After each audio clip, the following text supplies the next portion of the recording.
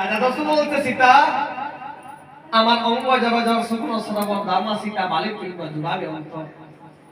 সীতা বলছে তুমি কে, তোমাকে কেন বালিপিণ্ড দান করব? রাজা দশরথ বলছে সীতা আমি তোমার শ্বশুর।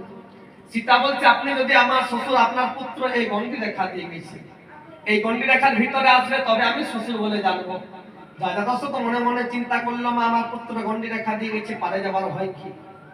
রাজা দশরথ যখন গণ্ডি রেখাটা পার হয়ে গেল, মা সীতা ডরে ভয়ে চাঁদনাকে সাক্ষী রেখে শ্বশুরকে বালিপিণ্ড দান করলেন।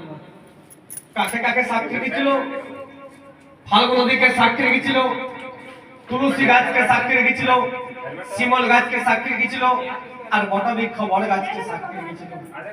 সীতা চাঁদনাকে সাক্ষী রেখে শ্বশুরকে বালিপিণ্ড দান করলেন না, আর বালিপিণ্ড দান করে সীতা নিজের শারীর অঞ্চলটা ফেলে পিণ্ডটা ঢাকিয়েছিল। তাই এই যে পিতা মারা গেছে, এখানে বউ মায়ের কর্ম, দুটা বউ ছিল কি? তিনটা বউ ছিল। তিন বউ একটি পাতায় চাল দক্ষিণা 251 টাকা, 101 টাকা, আর একটি শাড়ি চাটায় আগরবাতি জ্বলায় প্রণাম করতে হয়। কেন মা বলেছেন কতই বস্ত্র আসবে কতই বস্ত্র যাবে। তাই এখানে বউ মায়ের কর্ম। মা সীতা শ্বশুরকে বালিপিণ্ড দান করে আনন্দে শাড়ির অঞ্চলটা ফিরে পিণ্ডটা ঢাকিয়ে দিল। আনন্দে রাজা দশরথ বালিপিণ্ড খেয়ে স্বর্গপথে গমন করলেন। আনন্দে রাজা দশরথ বালিপিণ্ড খেয়ে স্বর্গপথে করিল গমন। আনন্দে করে রাজা আমার করে নাচন নাচন, ও পিণ্ড খেলো খেলো রে রাজা দশরথ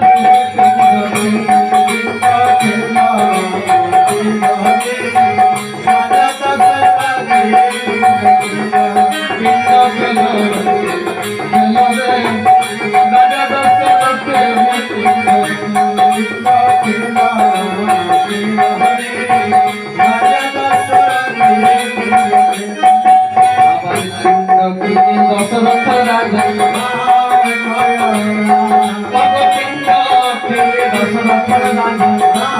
রাজা ও স্বর্গে করিল আমার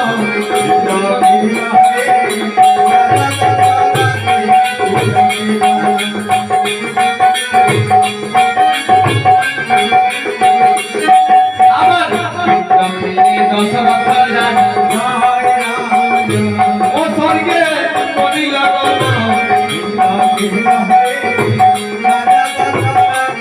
রাজা দশরথে পিণ্ড খেয়ে আনন্দে বালিপিণ্ড খেয়ে স্বর্গ